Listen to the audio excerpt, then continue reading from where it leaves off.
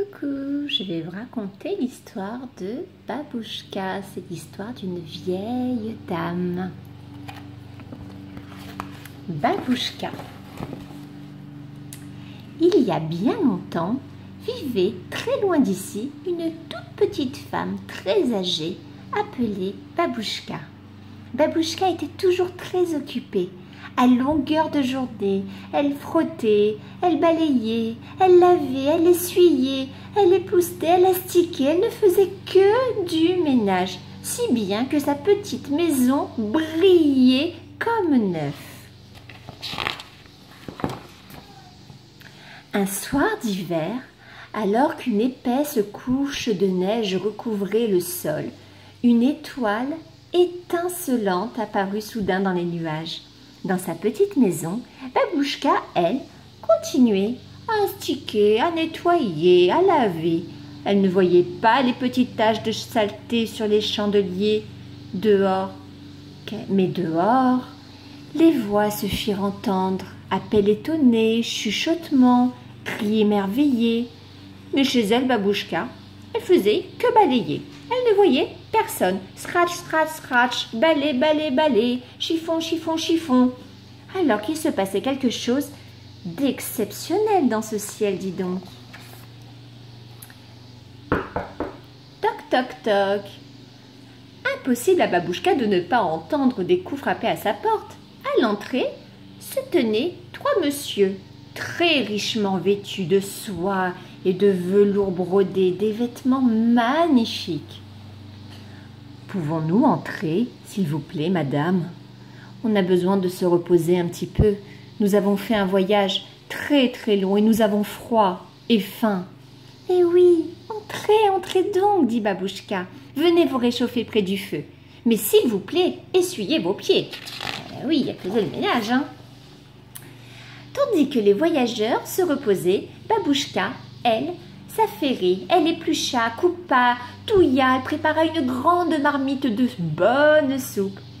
Et pendant qu'ils mangeaient et discutèrent, demandèrent « Mais où allez-vous donc, mes chers messieurs ?»« Nous avons vu une étoile briller, disent les messieurs.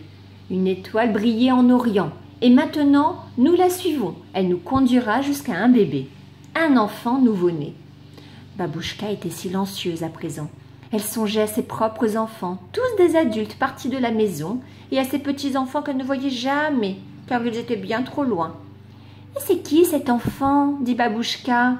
« C'est le prince de la paix, c'est la lumière de l'amour. » Oh. Après s'être réchauffés et restaurés, les voyageurs remirent leurs bottes. « Nous devons partir maintenant, » expliquèrent, « pour apporter nos cadeaux à l'enfant. Mais venez donc avec nous. »« Quoi ?» dit Babouchka. « Moi, sans avoir fait la vaisselle et fini mon ménage, mais c'est pas possible, imaginez-vous. » Les voyageurs remercièrent tendrement la vieille dame pour sa gentillesse et ils partirent dans la nuit. Et Babouchka resta chez elle. Elle balaya les miettes de pain, essuya les traces de soupe, elle lava les assiettes, puis alla se coucher. Cette nuit-là, Babouchka fit un rêve. Elle rêva de paille moelleuse et d'une respiration légère, des bras rassurants d'une maman et d'un paisible sourire.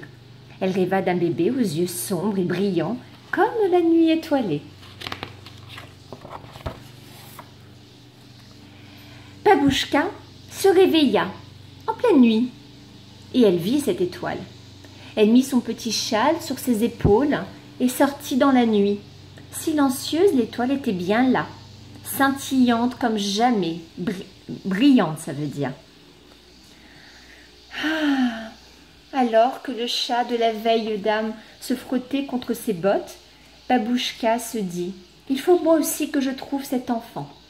Je lui apporterai des cadeaux. »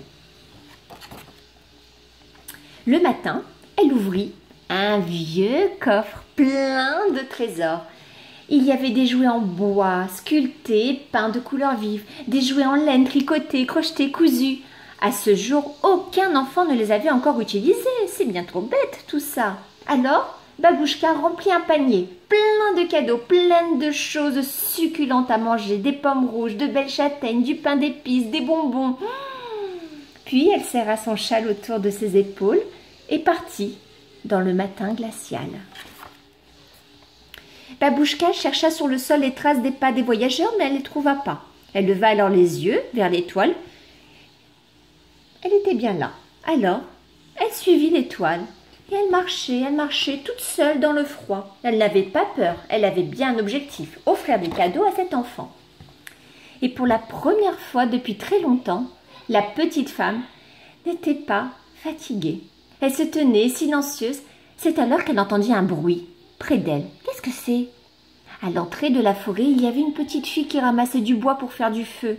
Elle portait une robe toute fine et elle avait froid, cette petite fille, très froid. Alors, Babouchka sortit de son panier un petit châle tout fleuri et bien chaud en laine et enveloppa la fillette avec. La petite fille se jeta dans ses bras. « Merci, merci !» Et elle l'embrassa très très fort. Babouchka se mit à rire. Ses orteils étaient gelés, oui, avec le froid et la neige, mais une douce chaleur envahissait son cœur. Babouchka continua à marcher. Elle marchait encore et encore. Sur la rivière gelée, par un trou dans la glace, un petit garçon retirait son filet de pêche.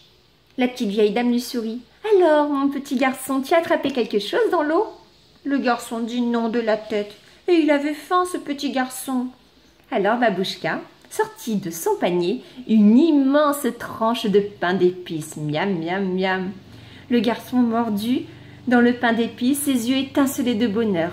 Il n'avait plus faim grâce à Babouchka. C'était un cadeau idéal pour lui. Babouchka poursuivit son chemin. C'est ainsi qu'elle rencontra des filles, des garçons qui n'avaient pas de jouets. Elle avait toujours quelque chose dans son panier, une poupée, un sifflet, des ballons, un petit cheval de bois. Et tous les enfants du pays avaient des cadeaux de Babouchka.